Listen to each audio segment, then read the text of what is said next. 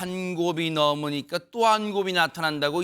양심도 예의도 체면도 없는 인간 얘기입니다. 최정화 기자님. 네, 지난 2월의 어느 날 밤 이야기입니다. 경기 안양으로 가보겠습니다. 제목처럼요, 택시를 이용해 놓고서는요, 요금을 내려고 하지 않았던 정말 파렴치한 이 승객의 이야기인데요. 요즘 왜 그래요, 진짜네. 네, 그런데 이 남성 승객, 이 일명 먹튀라고 하죠. 이 요금을 내려고 하지도 않았으면서 네. 이게 실패하자 이렇게 돌변을 합니다. 과연 어떤 뻔뻔한 행동을 벌였을지 영상 준비했거든요. 어허. 함께 보시죠. 네네. 캄캄한 밤, 택시 한 대가 도로 한쪽에 멈춰 섭니다. 네. 정차한 택시에서요, 승객이 이렇게 내리고요. 네. 곧바로 택시기사도 차에서 내리더니 승객을 재빨리 쫓아갑니다. 잠시 후 이들 바닥에 뒤엉켜서 아이고. 몸싸움을 벌이는데요. 택시비를 내지 않고 도망가려던 승객, 이 택시기사에게 붙잡히자 이렇게 바닥에 넘어뜨리고는 목을 세게 조르는 등 폭행을 오히려 하기 시작했습니다. 어머나 지금 보세요. 택시비를 안 내서 현장에서 내빼려고 했던 것도 진짜 몹쓸 인간인데 지금 상당히 위험한 순간이잖아요. 지금 바닥에 눕혀 지금 폭행한 것도 모자라서 이다 많아서 뒤에서 지금 목을 조르고 기사님의 목을 조르고 있어요 지금. 그러니까요. 택시기사님은 돈을 안 내고 먹튀하려는 승객을 잡으려고 했던 건 당연한 일인 거잖아요. 네. 그런데 먹튀하는 승객이 먹튀를 당한 사람을 되레 목 조르고 폭행을 하고 있는 겁니다. 네. 이 승객은요. 약 10분 정도 택시를 이용했다고 하는데요. 돈을 내지 않고 도망가려 했던 겁니다. 그렇게 폭행이 이어지던 중에 폭행을 멈출 수밖에 없는 상황이 됐다고 합니다. 어떤 상황이었는지 영상으로 함께 보시겠습니다. 네네. 마침 이 모습을 목격한 한 학생이요. 맞은편 편의점으로 달려가서는 도움을 요청합니다. 네. 다급한 외침을 듣고 뛰쳐나온 편의점 직원. 곧바로 몸싸움 중인 두 사람에게 달려가서요. 승객을 뒤에서 붙잡으면서 행동을 저지합니다. 이후 편의점 직원은요. 경찰이 현장에 도착할 때까지 승객이 도망가지 못하도록 꼭 붙잡고 있었습니다. 어머 세상에. 만약에요. 일단은 제일 잘하신 게 맞은편에서 편의점 직원분에게 도움을 요청하신 저 여학생분이 정말 잘하신 거예요. 보고도 현장에서 너무 무서워서 못 본 척할 수도 있었잖아요. 근데 일단은 신고를 잘해 주셨고요. 그리고 편의점 직원분이요. 김현주 평론가 진짜 나서기가 두려웠을 수도 있어요. 근데 진짜 직접 나섰어요. 그렇죠. 실제로 이 시민들의 활약이 범인을 검거하는 데 상당한 영향을 미쳤던 네. 것으로 보입니다. 시민들의 활약이라고 표현을 아하. 해야 되겠죠.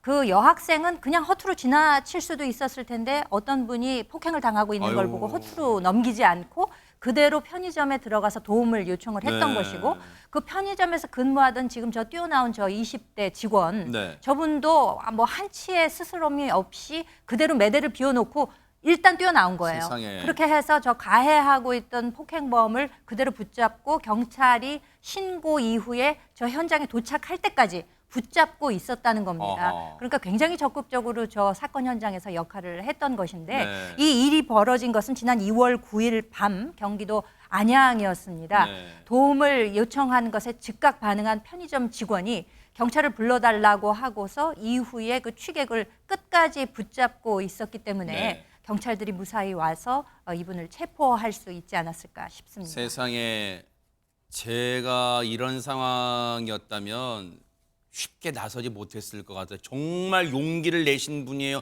저 편의점 직원분 과연 그때 어떤 마음이셨을까요? 얘기 들어보시고 이어가 보도록 하겠습니다. 말려야 된다는 생각밖에 안 들었고 그때는 되게 심하게 다치셨다고 하더라고요. 그때 진짜 좀 심각했었구나. 엄마는 되게 걱정하셨죠. 아빠는 잘했다고 하고 당연히 해야 되는 거다라고 말씀하시고 솔직히 저는 제가 없었어도 누구나 다 했을 거라는 생각이 들어가지고 당연한 일을 한 거다라고 그냥 생각하고 있습니다. 아니 근데 부모님 이게 뭐 제가 뭐 저기 타박 그렇게 하는 게 아니라요.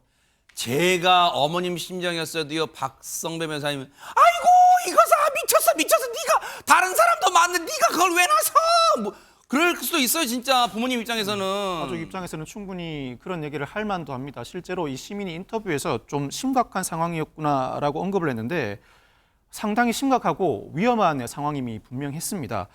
이 폭행당한 피해자 얼굴 등에 골절상을 입어서 전치 12주의 상해를 입었습니다. 어머나 세상에. 이에 따라 경찰이 피의자를 중상해로 입건해서 검찰에 송치했는데 중상해는 단순 상해와 다르게 생명에 대한 위해를 초래하거나 불구 또는 난치 질병에 이르게 한 경우에 성립합니다. 실생활에서 중상해죄가 성립하는 경우가 상당히 드문데 물론 폭행에는 정당한 이유가 있을 수 없죠. 그렇지만 네. 특히 이 사건의 경우에는 택시비를 내지 않고 가려다 제지하는 택시 기사를 일방적으로 폭행하다시피 해서 상당히 중한 상해를 입힌 사안이라 죄질도 매우 불량합니다.